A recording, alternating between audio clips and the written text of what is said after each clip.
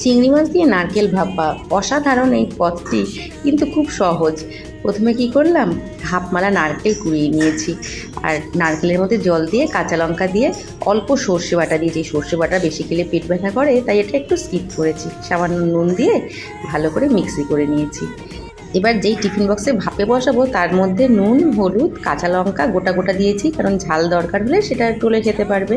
সামান্য একটু চিনি দিয়েছি, আর চিংড়ি মাছগুলো ভালো করে বেছে পিঠের শিরদাঁড়াগুলো কিন্তু ফেলে নিয়েছি, কারণ শিরগুলো খেলে কিন্তু পেটে ব্যথা করে।